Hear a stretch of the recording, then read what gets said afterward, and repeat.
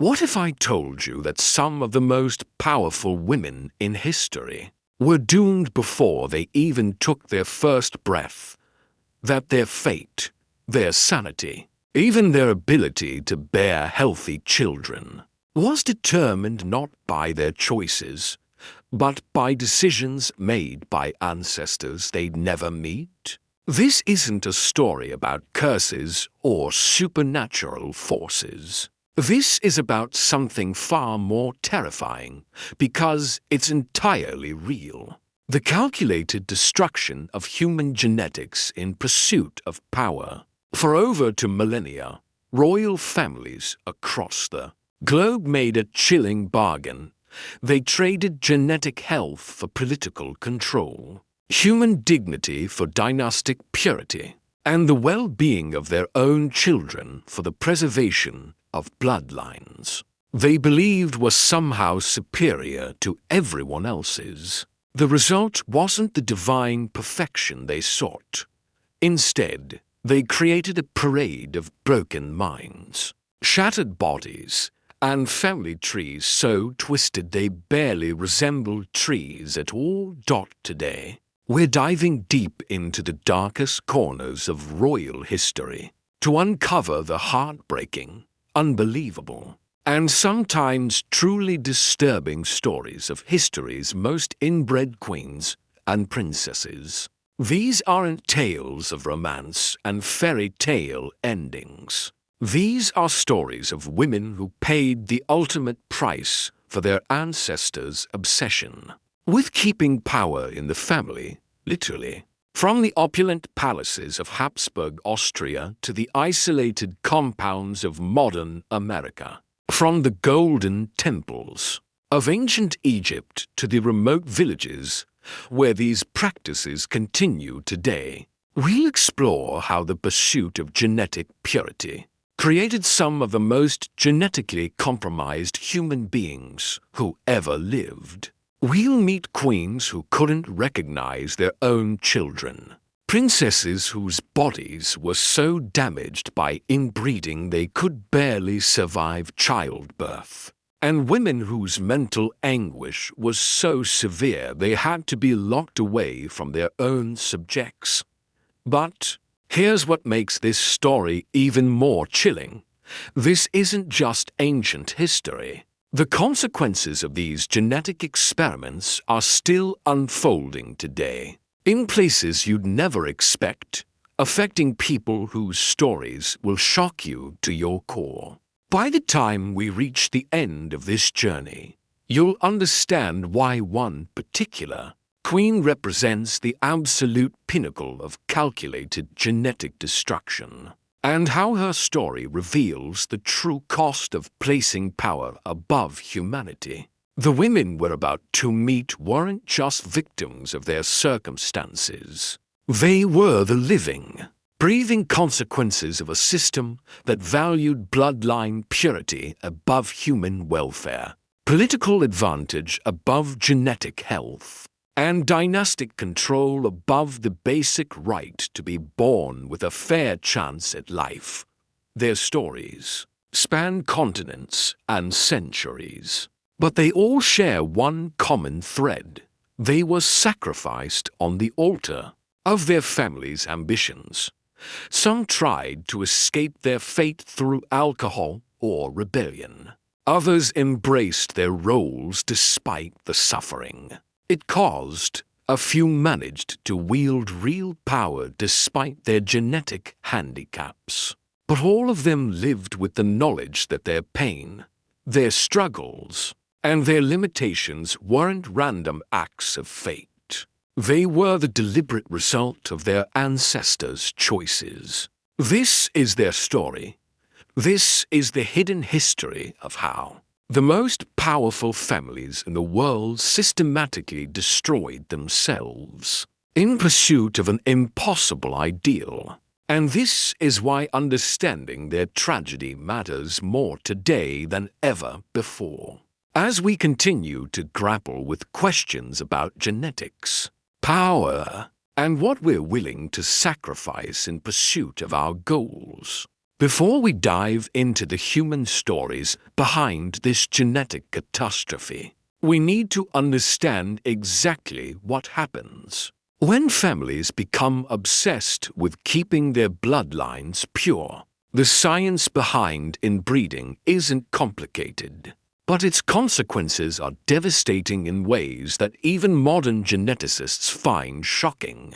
Here's the terrifying reality. Every human being carries genetic mutations.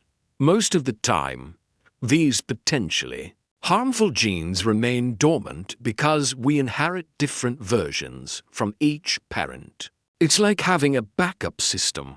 If one gene doesn't work properly, the other one can compensate. But when closely related people have children, this natural protection system breaks down catastrophically. When cousins marry, their children have a significantly higher chance of inheriting two copies of the same defective gene. When siblings reproduce, that risk skyrockets. And when multiple generations engage in close inbreeding, the genetic damage doesn't just add up, it multiplies exponentially. Scientists call this inbreeding depression, but that clinical term doesn't capture the human horror of what actually happens. The physical consequences are often visible and heartbreaking. Children born from multiple generations of inbreeding frequently suffer from severe developmental delays, physical deformities, and immune system failures that make them vulnerable to diseases that wouldn't affect normal children. Their bones may not form properly, their organs may not function correctly, and their brains may not develop the connections necessary for normal cognitive function. But the mental consequences are often even more devastating. Inbreeding dramatically increases the risk of severe mental illness, including depression, anxiety, and psychotic disorders.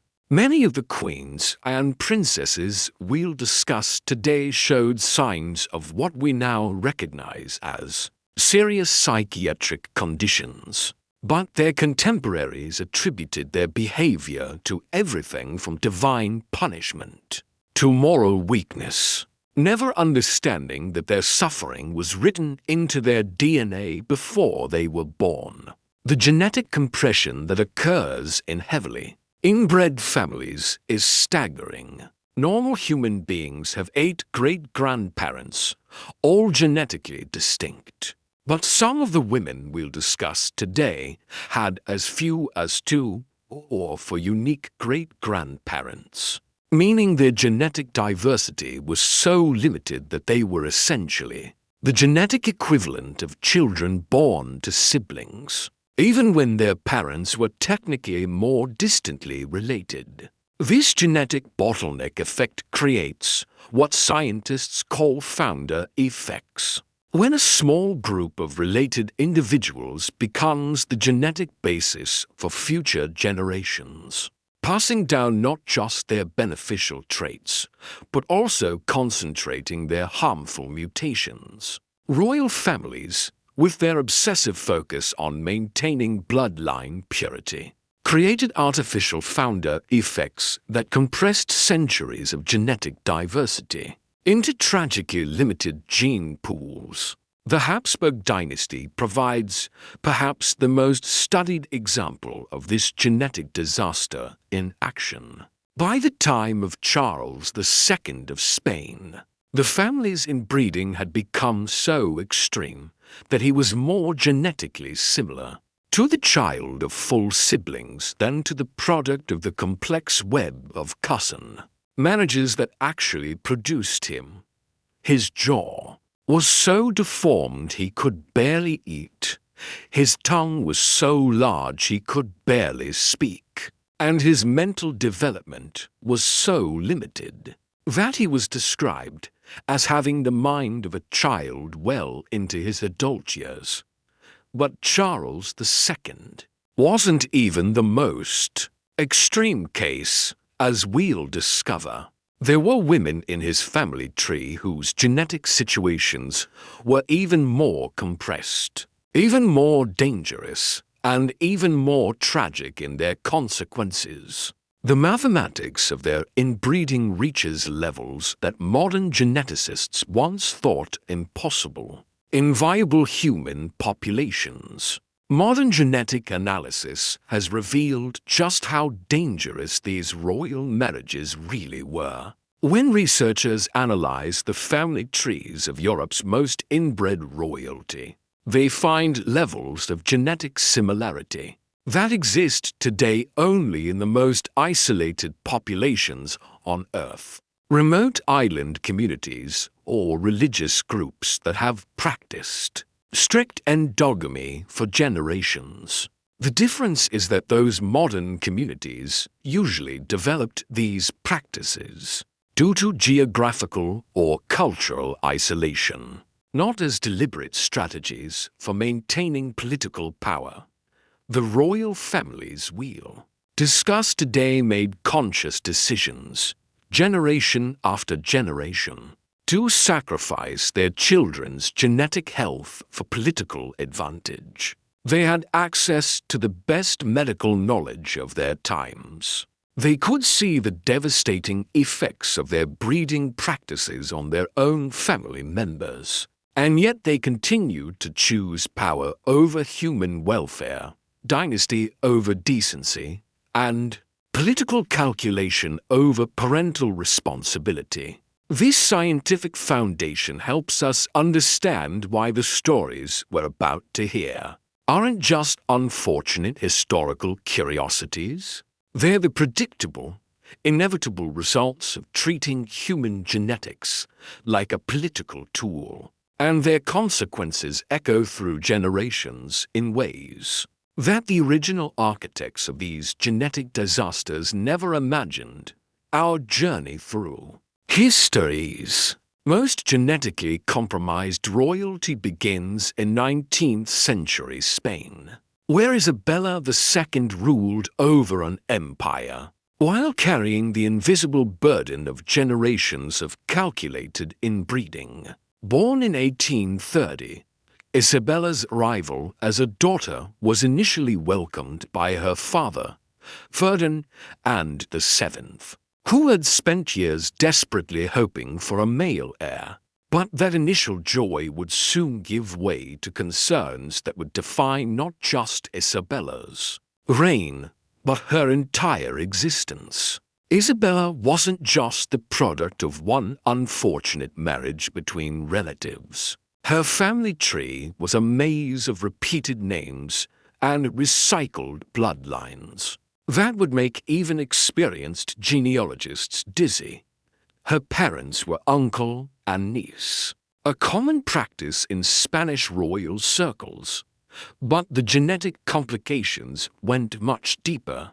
Her grandparents on one side were simultaneously her great-grandparents on the other side, creating a biological puzzle that concentrated harmful genetic traits in the shadowed corridors of French royal history. Few stories are as heartbreakingly Gothic as that of Marie-Louise Elizabeth d'Orléans, a woman whose entire existence reads like a dark fairy tale, written in blood and genetic inevitability, born into what appeared to be privilege, but was actually a carefully constructed prison of dynastic obligation. Marie-Louise's life illustrates how royal inbreeding created not just physical consequences, but psychological devastation that drove some victims to seek escape through the most destructive means available. Marie-Louise's father didn't choose his bride from love, or even political calculation in the traditional sense. He was forced to marry his own cousin, an illegitimate daughter of King Louis XIV, in an arrangement that satisfied court protocol, while continuing the French royal family's obsession with keeping power concentrated within an ever-shrinking genetic pool. This wasn't romance.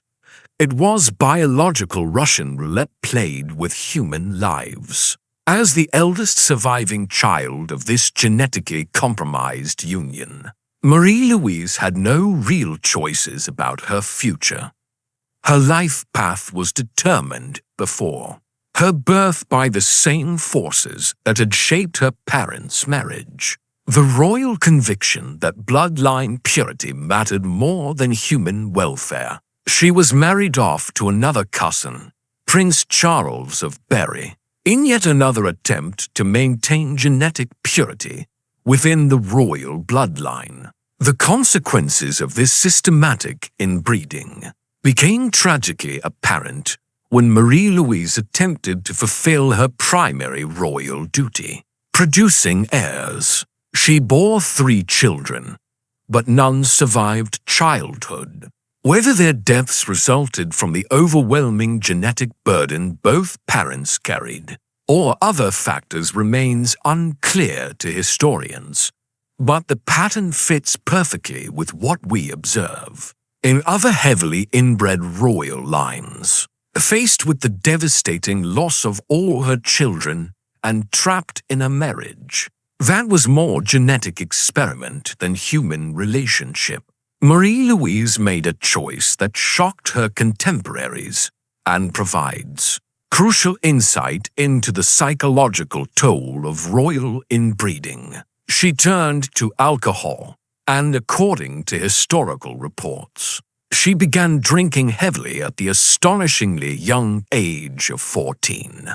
Was this a cry for help from a young woman who recognized, perhaps unconsciously, that her entire life had been sacrificed to genetic theories that were destroying her family? Or was it simply the only escape available to someone trapped in circumstances that would challenge even the strongest spirit? Historical records don't provide clear answers, but Marie-Louise's alcoholism represents something more significant than personal weakness. It was a response to systemic abuse, disguised as royal tradition. Her legacy stands as one of the most tragic examples of dynastic duty corrupted into genetic destruction. Marie-Louise lived and died as a victim of her family's obsession with bloodline purity, and her turn to alcohol at such a young age suggests that the psychological consequences of royal inbreeding often drove victims to seek relief through whatever means they could find. Jumping forward to more recent history, we encounter Princess Alexia of Greece. Born in 1965 into what many observers considered a romantic royal love story, her parents, Queen Anne-Marie of Denmark and King Constantine II of Greece, appeared to represent a modern fairy tale romance, a departure from the calculating arranged marriages that had characterized European royalty for centuries. But beneath the romantic headlines lay a genetic reality that connected Alexia directly to the same inbreeding patterns that had devastated earlier royal generations. Anne-Marie and Constantine weren't just romantically linked. They were closely related through multiple bloodlines, creating the same kind of genetic compression that had plagued European royalty. For centuries, the couple were second cousins through one line of descent and third cousins through another, creating a double genetic bond that was as mathematically significant as it was politically convenient. This wasn't accidental. Their families had been intermarrying for generations, creating a complex web of relationships that meant their children, including Alexia, carried genetic burdens that echoed the same problems that had afflicted earlier royal generations. Constantine's family tree reveals the full scope of this genetic entanglement. His great-grandparents were siblings, One of his grandmothers was also the sister of his great-grandfather, and the mathematical complexity of his ancestry creates genetic compression patterns that mirror the worst excesses of earlier royal dynasties. Anne-Marie's Danish royal ancestry carried its own tangled legacy of intermarriage and genetic concentration.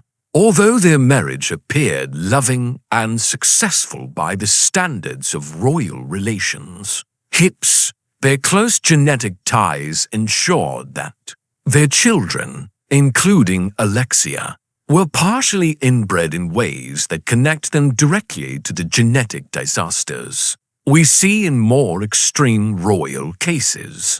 The modern veneer of romance and choice couldn't eliminate the underlying biological reality that their union represented another step in the long European royal tradition of trading genetic health for political convenience.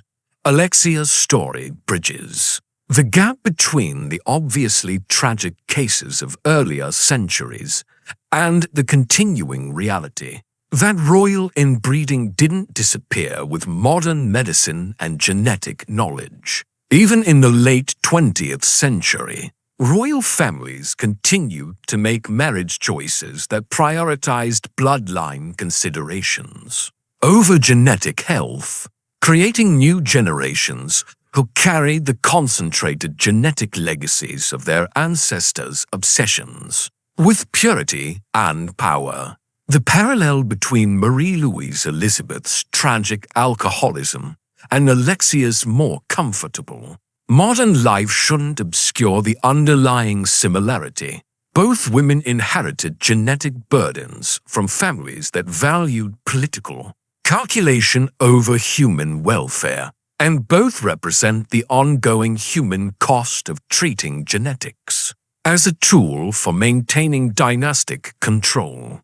Hidden in the shadows of Habsburg history lies a figure whose genetic situation was so extreme that it challenges our understanding of what human biology can endure. While historians and scientists frequently cite Charles II of Spain as the ultimate example of royal inbreeding gone wrong, they've largely overlooked a woman whose genetic compression exceeded even his legendary case.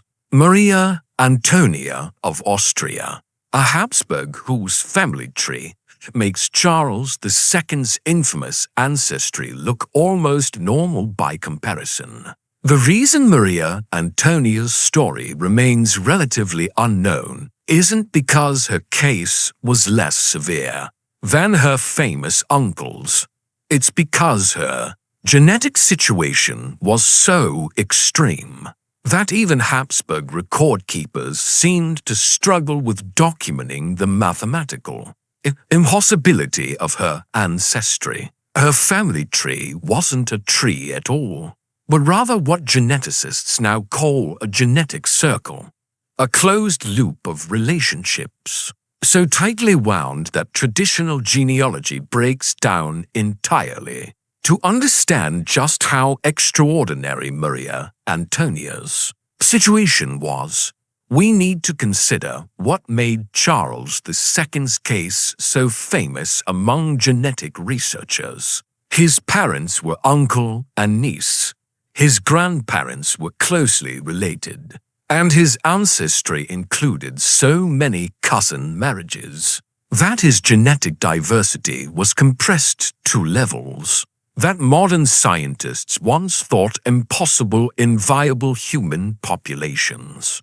Genetic analysis reveals that Charles was more inbred than the theoretical child of full siblings. But Maria Antonia's ancestry took this genetic compression several steps further into territory that challenges the mathematical limits of human inbreeding. Her parents weren't just related through one line. They were connected through multiple pathways that created genetic similarities so extreme that some researchers have described her as the genetic equivalent of a person whose parents were more closely related than full siblings. The Habsburg obsession with bloodline purity reached its mathematical peak.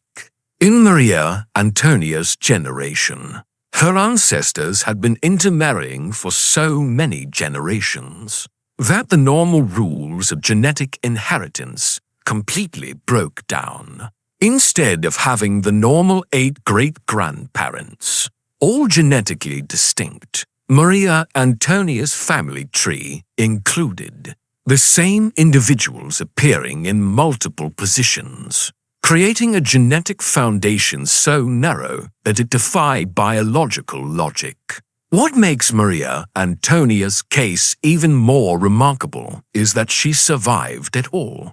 The level of inbreeding represented in her ancestry typically results in either early death or such severe developmental problems that survival to adulthood becomes questionable. Yet she lived, apparently functioned within the constraints of royal life, and even attempted to fulfill the Habsburg expectation that she would contribute to the continuation and of their genetically compressed bloodline. Modern genetic analysis of Habsburg family records suggests that Maria Antonia represented the absolute pinnacle of what human genetics can endure while still producing a viable individual.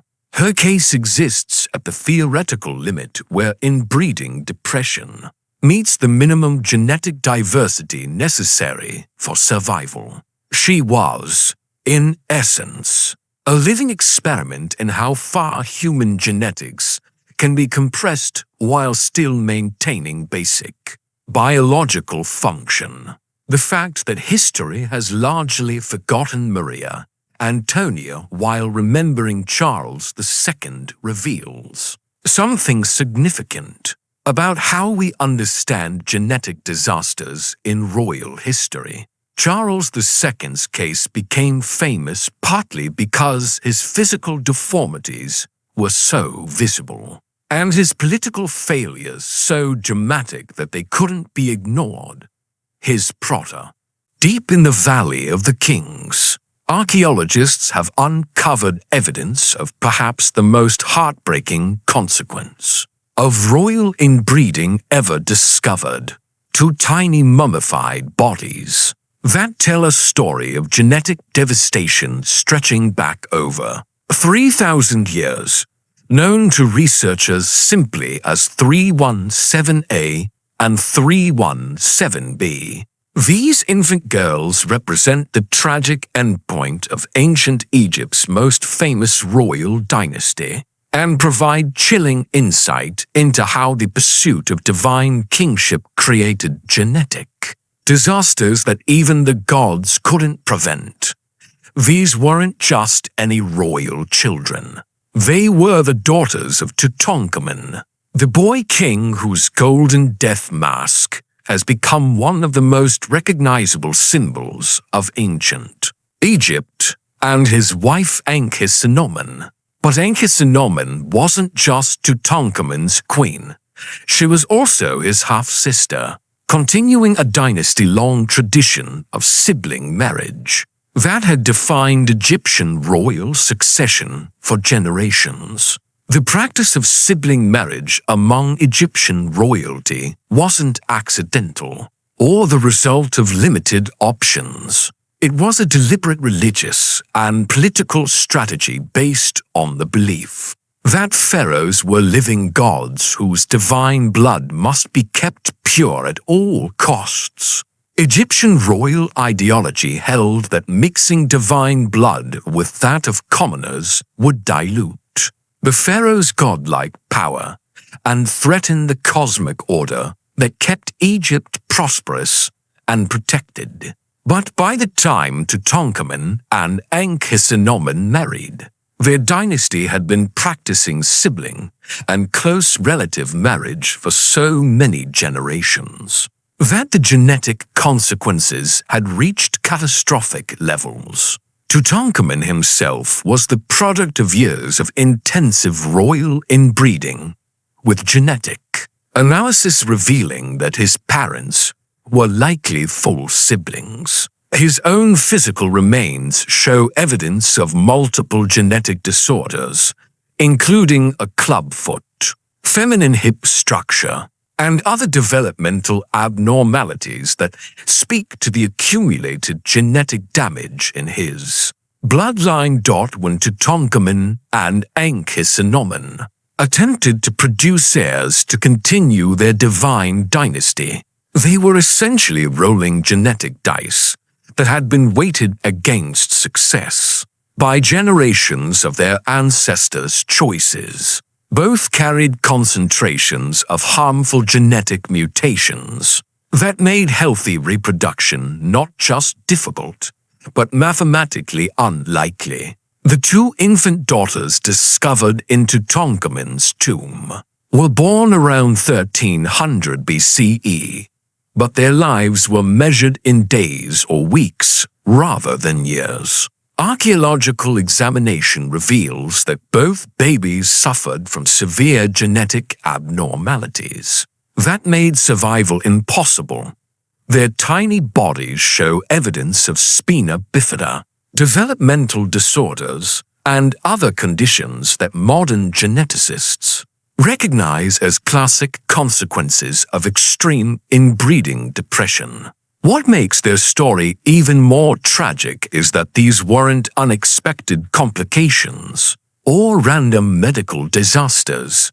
The genetic problems that killed Tutankhamun's daughters were the predictable, inevitable result of a breeding system that had been concentrating harmful mutations for centuries. Egyptian royal records suggest that infant mortality was extremely high among royal children during this period, indicating that 317A and 317B were part of a larger pattern of genetic failure that was systematically destroying the pharaonic bloodline. Modern DNA analysis of royal mummies from Tutankhamun's dynasty has revealed genetic compression so severe that it rivals the worst cases we see in European royal history.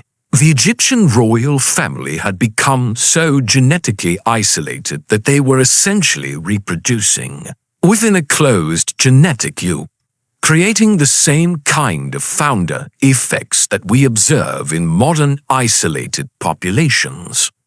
But unlike modern cases, where genetic isolation results from geographical barriers or cultural constraints, the Egyptian royal family's genetic compression was entirely artificial, the product of religious beliefs that elevated genetic purity above human welfare. They created their own genetic prison in pursuit of divine status, and their children paid the ultimate price.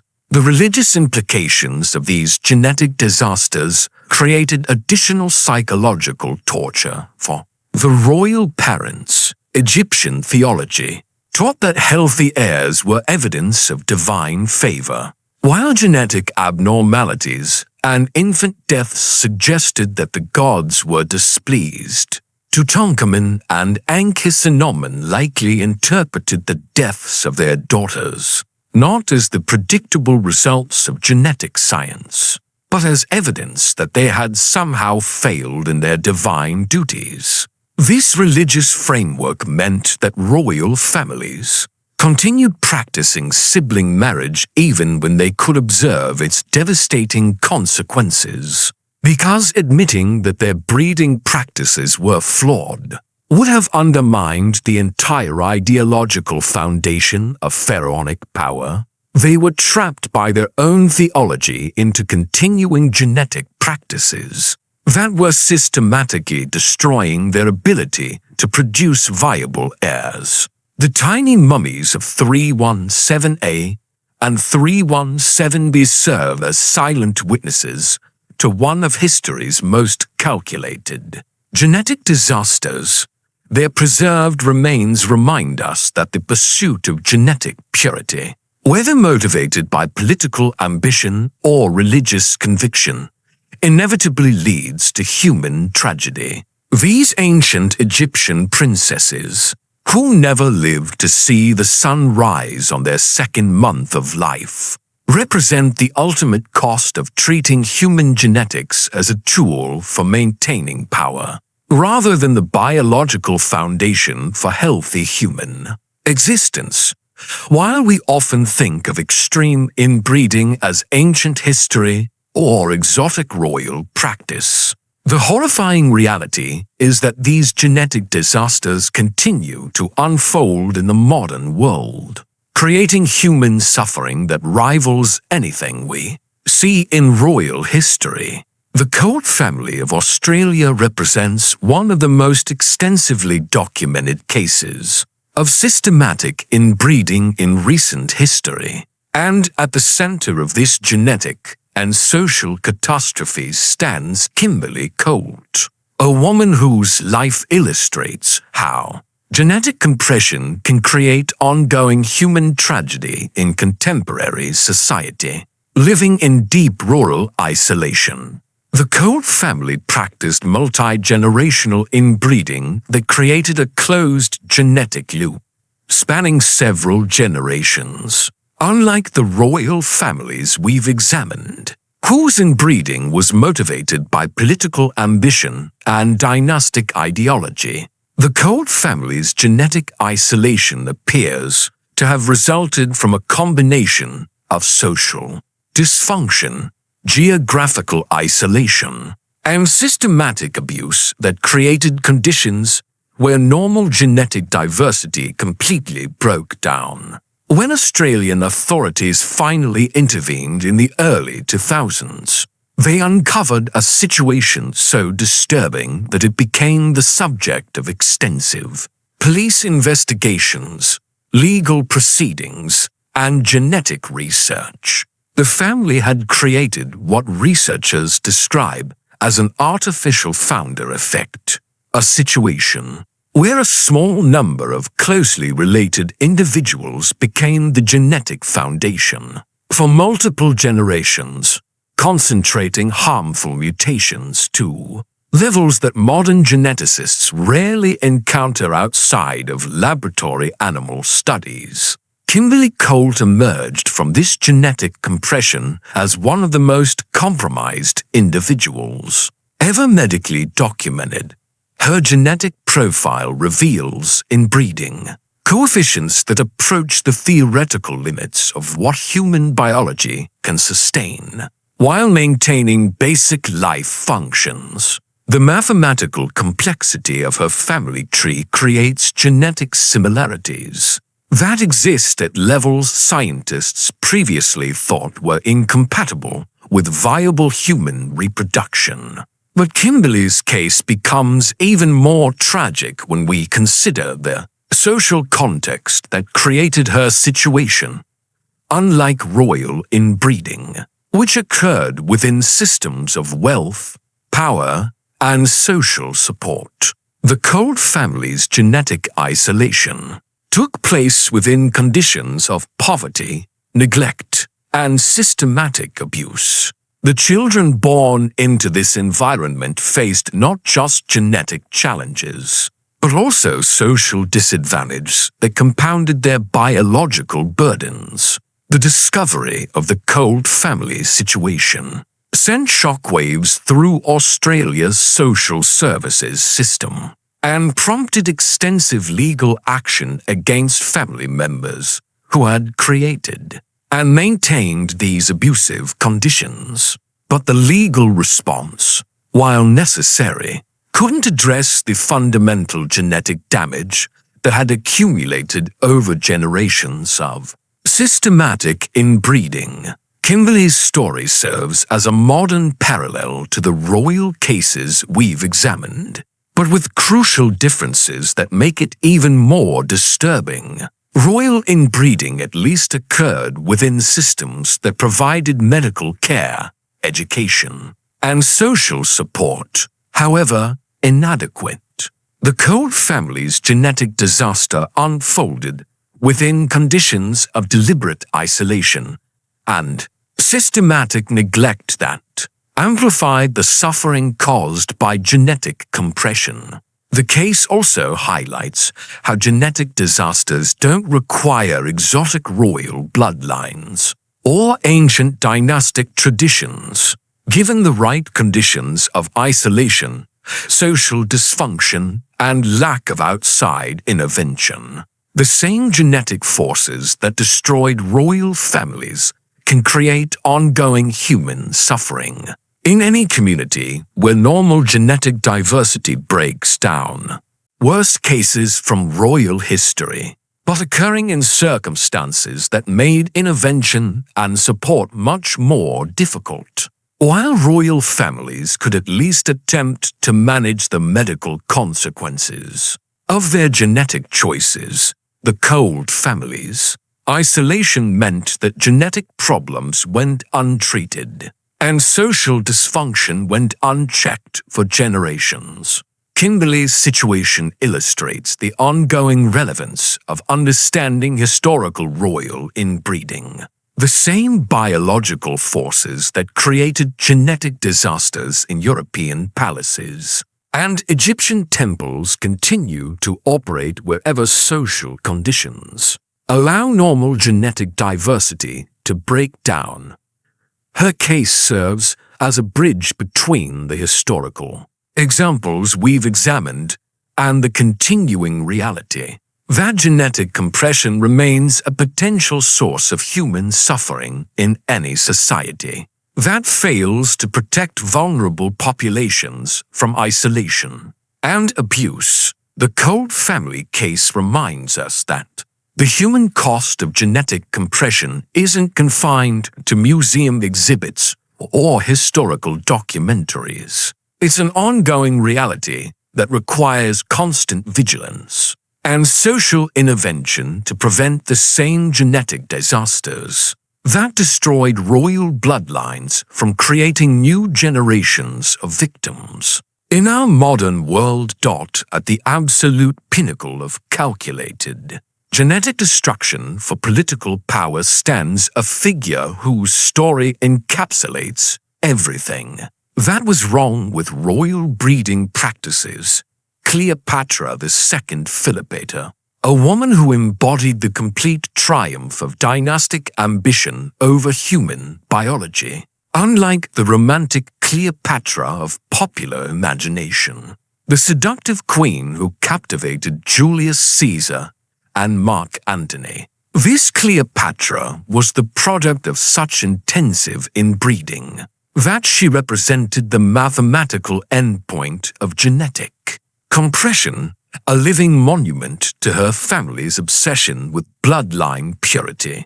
Egyptian by blood despite ruling Egypt for 3 centuries, they were Greek Macedonians, descendants of Alexander the Great's general Ptolemy I, who had established their rule over Egypt after Alexander's death. But what made them unique among royal dynasties wasn't their foreign origin.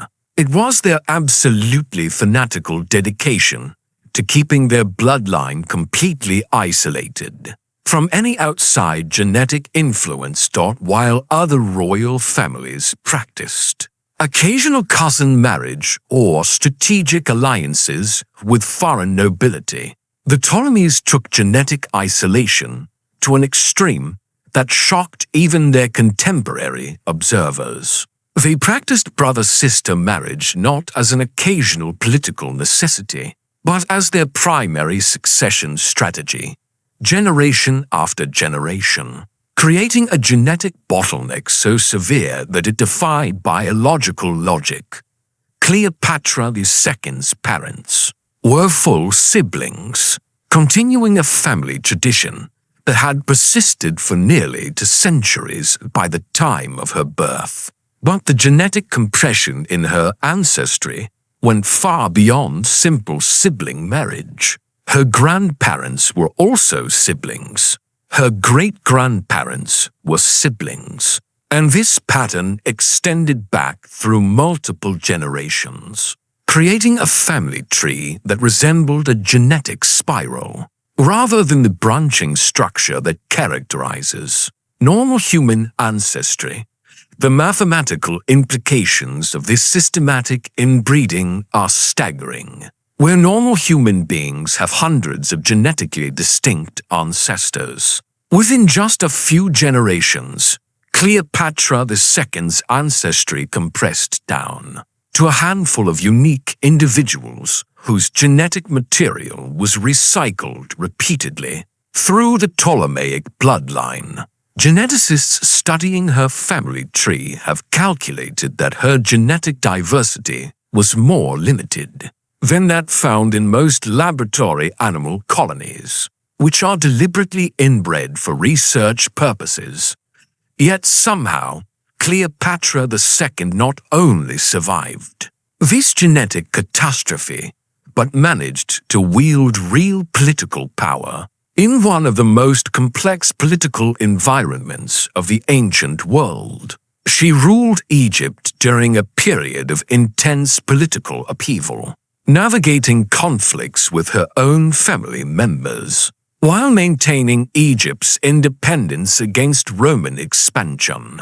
Her ability to function as an effective ruler despite carrying such an extreme genetic burden speaks to either remarkable personal resilience or the possibility that genetic damage can sometimes concentrate in ways that don't completely eliminate cognitive function. The Ptolemaic strategy of absolute genetic isolation wasn't accidental or the result of limited marriage options. It was a calculated political decision based on the belief that mixing their Macedonian royal blood with Egyptian or other foreign bloodlines would compromise their legitimacy as pharaohs. They viewed their genetic purity as the foundation of their right to rule, creating an ideological framework that made genetic health secondary to political calculation. But by Cleopatra II's generation, the biological costs of this strategy had become undeniable. The Ptolemaic dynasty was struggling to produce viable heirs, with high rates of infant mortality, developmental problems, and mental instability becoming increasingly common among royal children. Cleopatra II herself faced the challenge of continuing a bloodline that had been systematically weakened by generations of genetic compression. The few historical references to genetic diversity in her family tree come from the occasional inclusion of Syrian or other Mediterranean royal blood.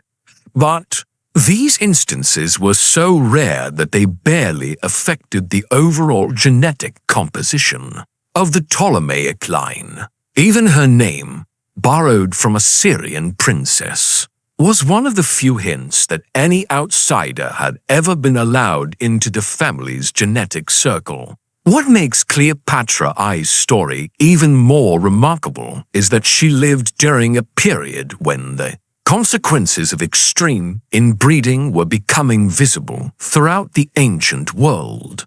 Other royal dynasties were beginning to recognize that genetic isolation created more problems than it solved, but the Ptolemies remained committed to their strategy of absolute bloodline purity even as it was, clearly destroying their ability to produce healthy heirs. Cleopatra II's reign represented both the political success and biological failure of the Ptolemaic experiment. She demonstrated that extreme genetic compression didn't necessarily prevent effective leadership, but her struggles to produce viable heirs highlighted the ultimate unsustainability of treating human genetics as a political tool. Her dynasty's obsession with genetic purity had created short-term political advantages, while ensuring long-term biological collapse. The mathematical precision of Cleopatra II's genetic compression makes her case unique among all the royal inbreeding disasters we've examined. while other royal families practiced occasional close marriages. Within broader patterns of genetic diversity, the Ptolemies created what amounts to a controlled genetic experiment spanning centuries.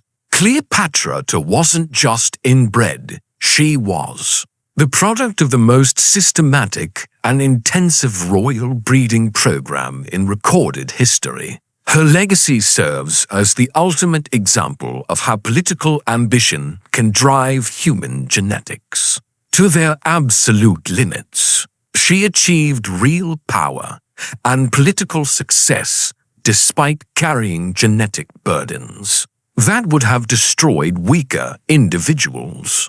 But her very existence proved that the Ptolemaic strategy of genetic isolation was ultimately unsustainable. She was simultaneously the greatest success and the final proof of failure. For royal inbreeding as a political strategy, Cleopatra II stands as the mathematical and historical pinnacle of royal genetic compression. A woman who embodied both the temporary political advantages and ultimate biological costs of treating human genetics as tools for maintaining dynastic power. The tragic stories we've explored today aren't just historical curiosities or examples of ancient ignorance overcome by modern knowledge. They represent something much more fundamental about human nature and the dangers that arise when political ambition, social isolation, or ideological obsession override basic biological reality. From the palaces of Habsburg Austria to the hidden compounds of modern America, from the temples of ancient Egypt to the rural isolation of contemporary Australia, the same pattern repeats itself with mathematical precision. The women whose lives we've examined, Isabella II struggling with political chaos, while carrying genetic burdens imposed by her ancestors. Marie-Louise handed over as a political commodity to Napoleon. Maria I descending into madness that her contemporaries couldn't understand. Marie-Louise Elizabeth turning to alcohol to escape circumstances she never chose, and Cleopatra II wielding power despite genetic compression that challenged the limits of human biology. All shared one common experience. They were sacrificed to their families' ambitions. These weren't random tragedies or inevitable consequences of historical circumstances. They were the predictable results of systematic choices made by people who valued political advantage over human welfare, dynastic pride over genetic health, and ideological purity over biological reality. The royal families who created these genetic disasters had access to the best medical knowledge of their times, could observe the devastating effects of their breeding practices on their own children, and possessed the power to make different choices. Yet they continued to choose political calculation over parental responsibility. The modern cases we've examined, the Whittaker family, the Colt family, and others whose stories continue to unfold in isolated communities around the world, prove that the same forces that destroyed royal bloodlines remain active wherever social conditions allow.